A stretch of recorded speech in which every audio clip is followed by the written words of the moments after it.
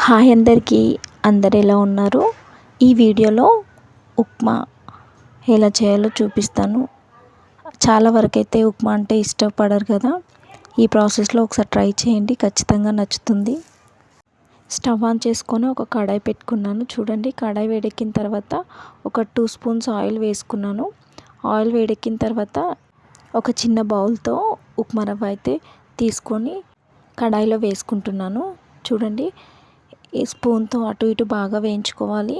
మనము ఉప్మా రవ్వ బాగా వేయించుకుంటేనే టేస్ట్ అనేది బాగుంటుంది. 5 to 10 మినిట్స్ బాగా వేయించుకోవాలి. చూడండి, స్పూన్తో అటు ఇటు వేయించుతూనే ఉన్నాను. చూడండి, ఇది కొంచెం కలర్ చేంజ్ అయింది కదా. రవ్వ అయితే వేగింది. నెక్స్ట్ ఒక ఆనియన్, అలాగే ఒక టమాటా, కొత్తిమీర, కరివేపాకు, ఒక 2-3 మిర్చి కట్ చేసి పెట్టుకున్నాను. నెక్స్ట్ ఇంకో కడాయి పెట్టి చూడండి, కడాయి వేడెక్కిన తర్వాత ఒక 2.5 స్పూన్ ఆయిల్ అయితే వేసుకుంటున్నాను. ఇప్పుడున్న జనరేషన్లో పిల్లలైతే ఎక్కువ వరకు పాజిటివ్ని తీసుకోగలుగుతున్నారు, కానీ నెగిటివ్ని అయితే అస్సలు యాక్సెప్ట్ చేయలేకపోతున్నారు. అందుకోసమని మన పిల్లలకి పాజిటివ్ అలాగే నెగిటివ్ రెండు యాక్సెప్ట్ చేసే విధంగా పిల్లలకైతే నేర్పాలి. ఇలా ఆయిల్ వేడెక్కిన తర్వాత జీలకర్ర, ఆవాలు వేగిన తర్వాత అలాగే పచ్చిమిర్చి వేసుకున్నాను. పచ్చిమిర్చి వేసుకున్నాక నేనైతే కొన్ని పల్లీలు వేసుకున్నాను. మీకు పల్లీలు నచ్చితే వేసుకోండి, లేకపోతే స్కిప్ చేయండి. చూడండి, పల్లీలు అటు ఇటు వేయించుకుంటున్నాను. వేగిన తర్వాత కొంచెం సాల్ట్ వేసుకోవాలి. అలాగే ఆనియన్ వేసుకుంటున్నాను. చూడండి, ఆనియన్ వేసుకున్నప్పుడు కొంచెము స్టవ్ అనేది హై ఫ్లేమ్లో పెట్టుకుంటే మనకి ఆనియన్ త్వరగా వేగుతుంది.